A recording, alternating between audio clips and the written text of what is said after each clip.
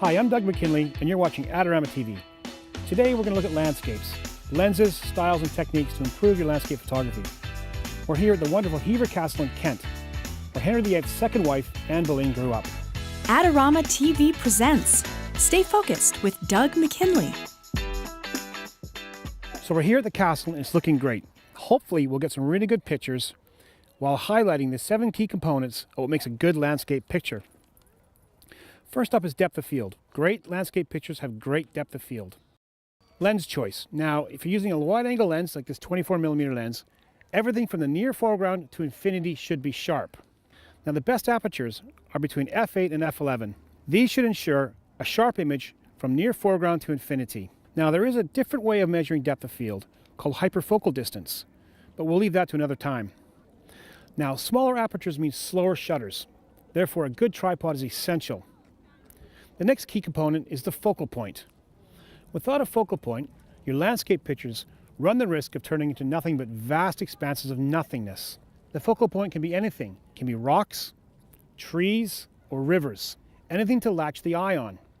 Without this, your pictures will have no strength. Focal points lead the viewer into the picture. They give the images vitality. And don't be fooled into thinking that clear days are the only days you can shoot landscape pictures on. In fact, the opposite is true. Turbulent weather often makes the best landscape pictures.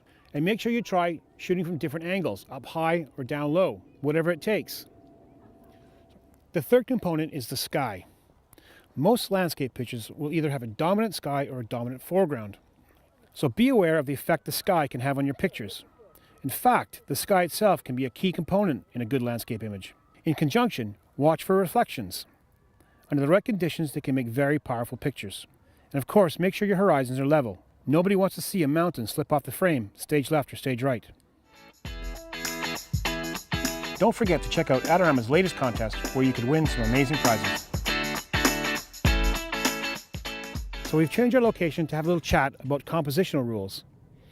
Now, the rule of thirds and linear lines are, in my opinion, 2 of the most important rules. Now, the thirds states that your subject is more pleasing to the eye if it falls on one of the 4 intersecting points. But don't get too hung up on this. Just get them off center. And our horizons are either in the top third of the frame or the bottom third of the frame. Linear lines help to draw the viewer into the picture. Things like fence lines or railroad tracks are a really good example of this. Ultimately, we want our images to engage with our viewers. We want to draw them into the picture.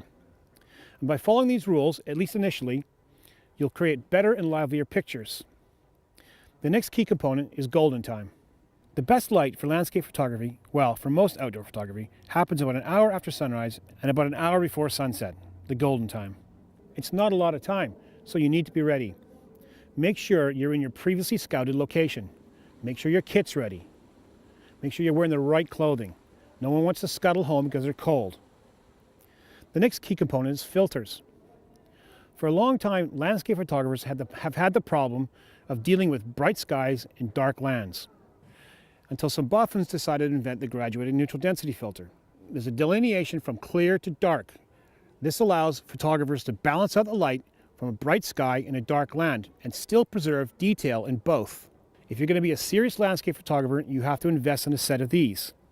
The other filters I use is a circular polarizer. Now, this helps to saturate the sky and cut reflection, if you need it to be, off of water. And lastly, I use the neutral density filter, not the graduated one, just a neutral density filter. This allows you to put movement in water. It cuts the light coming into the camera, thus allowing you to use slower shutter speeds. You definitely need to use a tripod. Both are great creative tools. The 7th and final key component is improvement. The key to which is innovation, persistence, and learning from your mistakes. If you don't learn from your mistakes, you'll never improve. So embrace them and analyze them. So we found this really great spot at Hever Castle here, this waterfall. It's perfect for using a neutral density filter. These are what these are built for, to put a bit of motion in water. This one is a 10-stop filter, so it's really strong. As you can see, it looks a little bit like welder's glass. You can't even see through it. So you got to make sure everything's set up in the camera before you even start. I've already taken a meter reading. It's given me half a second. So I know that when I put this filter on the front of that meter reading is going to have to go down to about 8 minutes. So the shutter's got to open for 8 minutes to get the picture. That's why we're using our handy dandy locking cable release. So let's get at it. Now I've already locked the focus, locked all the readings in place. Just a matter of pushing the button and waiting. So it's almost 8 minutes and we're back. Another few seconds and I can close the shutter, and then hopefully we'll get a nice image. Unfortunately, with these filters, there's always a bit of guesswork involved. So let's see what we got. It looks a little underexposed to me. It could probably use a few more seconds, minutes even, of exposure, but I think I can work with this in the computer. Thanks for joining us today, and don't forget to subscribe to Adorama TV.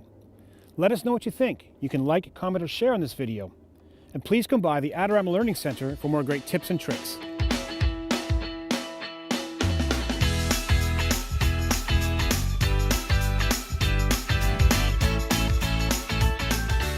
Do you want great looking prints at low cost? Be sure to visit our easy to use online printing service.